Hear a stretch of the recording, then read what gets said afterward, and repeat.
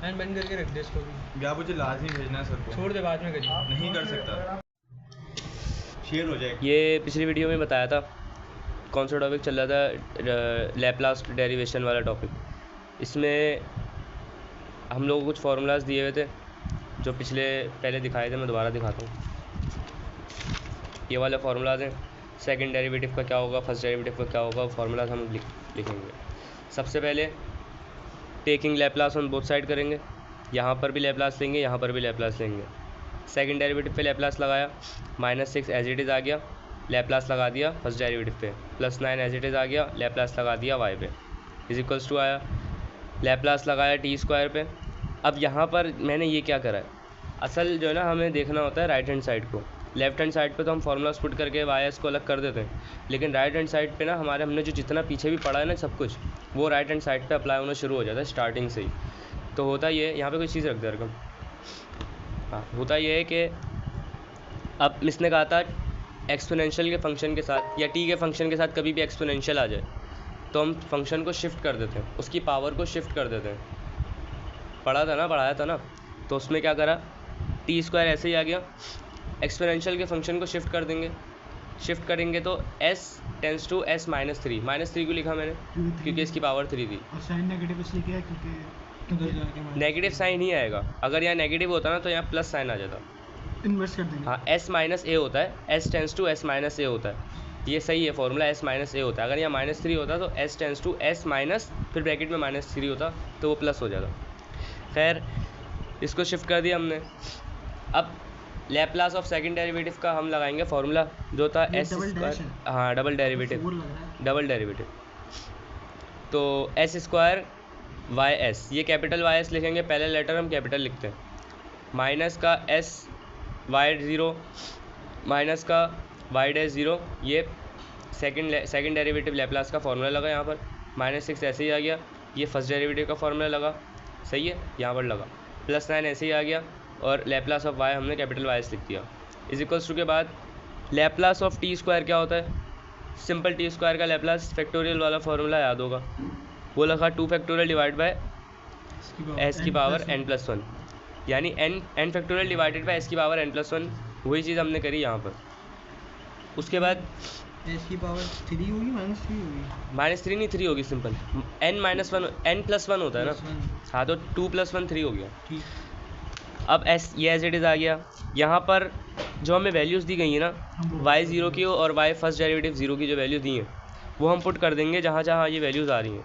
अब y0 की value थी 2, ये एज इट इज़ आ गया, माइनस एज इट इज़ आ गया, s एज इट इज़ आ गया, इसकी वैल्यू हमने यहाँ से पुट कर दी, यहाँ पर -6, माइनस का साइन आया, इसकी वैल्यू 6 थी, 6 यहाँ पर पुट कर दी, ये वाला -6 ऐसे ही आ गया।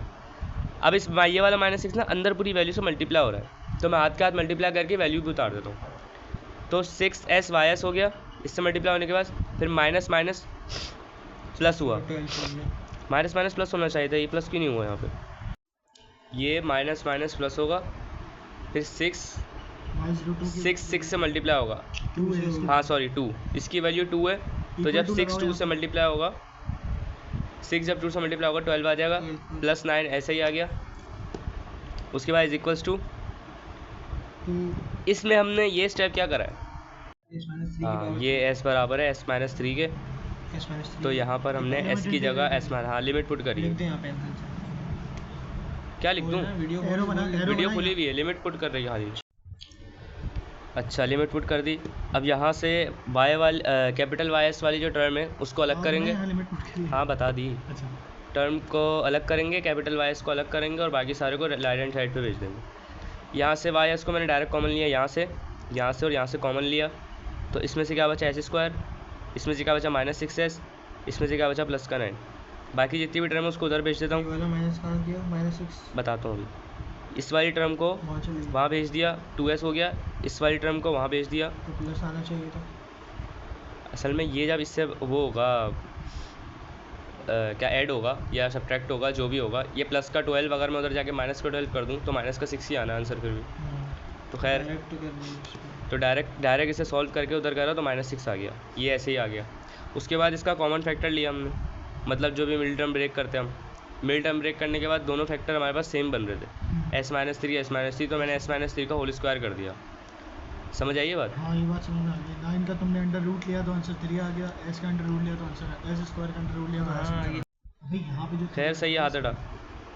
अब इसको इसमें से हमने 2 कॉमन लिया और एस माइनस थ्री बन गया। अब यहाँ पर एस माइनस थ्री लेने की वजह ये थी ताकि ऊपर जो है ना मैं कैंसिलेशन कर सकूँ, क्योंकि मेरी टर्म में नीचे एस माइनस थ्री है ना, अगले स्टेप में कैंसिलेशन होगी, इस वजह से मैंने यहाँ पे 2 कॉमन ले लिया और एस माइनस थ्री बना दिया, क्योंकि डिनोमिनेटर में एस माइनस थ्री था। अब ये वाला एस माइनस थ्री इधर मल्टीप्लाई हो रहा था इसके साथ, मैंने नीचे डिवाइड में भेज दिया क्योंकि मुझे वाई एस को अलग करना था। अब मैंने इसको डिवाइड में भेजा, यहाँ पे एस माइनस थ्री था, एस माइनस थ्री का होल क्यूब पहले ही था तो एस माइनस थ्री का होल स्क्वायर वैसे ही आ गया मल्टीप्लाई। इसी तरह ये प्लस हो गया 5 हो गया, ये plus 2 upon S minus three ऐसे ही आ गया। क्या पूछ रहा है फिर पूछिए? मैं कह रहा हूँ ये एस माइनस थ्री कैसे आ गया यहाँ पे तो स्क्वायर में था। अरे जब ये डिवाइड में आया इसके पास तो इसके पास भी आएगा और ये इसके पास भी आएगा ना। हाँ। जब ये इसके पास आया तो ये इससे कट गया, ऊपर कुछ बचा नहीं, ऊपर 1 बचा, 1 2 से मल्टीप्लाई हो गया 2 ही हो गया और नीचे हमारे पास एस माइनस थ्री बचा। ठीक। उसके बाद लैप्लास, ये वाली टर्म किसके बराबर होती है? लैप्लास ऑफ वाई टी के। तो लैप्लास उधर जाके लैप्लास इन्वर्स हो गया, लैप्लास इस पर भी लगेगा, लैप्लास इस पर भी लगेगा, इस पर भी लैप्लास लगा, इस पर भी लैप्लास लगा। अब आगे करो।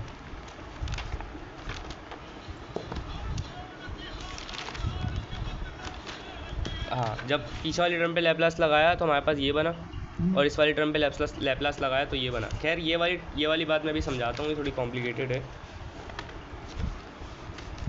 इसको हमने एस माइनस थ्री को हमने एस की पावर 3 क्यों लिखा यहाँ पर, ये बताओ मुझे। पीछे कर यहाँ पर पीछे। हाँ यहाँ पर देखो ना खुद को जरा। तो मैं ये बता रहा था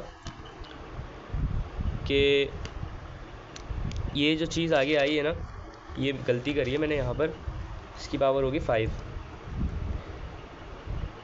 इसकी पावर 5 होगी क्योंकि ये जो एस माइनस थ्री है ना, ये एस माइनस थ्री को हम एज्यूम करते हैं, यानी ये अंडरस्टूड है कि ये एक लिमिट पुट हुई हुई है। जो हमने यहाँ पर शिफ्टिंग करी थी ना इस चीज़ की, कहाँ गई? ये जो हमने शिफ्टिंग करी थी, ये हमने एस से शिफ्टिंग करी थी ना, तो हम क्या इसको इसमें कन्वर्ट कर सकते हैं ना, क्योंकि हम इन्वर्स निकालने तो हमें उल्टा चलना पड़ेगा, तो इसी वजह से हम इसको इन्वर्स करते हैं तो 1/s आ जाता है। एस माइनस थ्री की जगह एस आ गया और S tends to S minus three मैंने आगे लिख दिया, एक ही बात है ना। मैं दोबारा लिमिट पुट करूँगा अभी बन जाएगा और ऊपर एस की पावर 5 है, ठीक है। अभी हमने इन्वर्स नहीं निकाला, इन्वर्स निकालूंगा मैं, ये वाली चीज़ ऐसे ही रही। उसके बाद 2 ऐसे ही आ गया, ये जो ऊपर मैंने 5 लिखा है, इस 5 का मतलब ये होता है कि ये n फैक्टोरियल वाला है ना, मतलब इस तरह है ना 1 तुम समझो n upon n factorial divided by s n+1। अब यहाँ पर फर्ज करो s5 लिखा हुआ है तो ऊपर क्या होगा? ऊपर अगर हम ऊपर 4 फैक्टोरियल होगा, ऐसे ही है ना।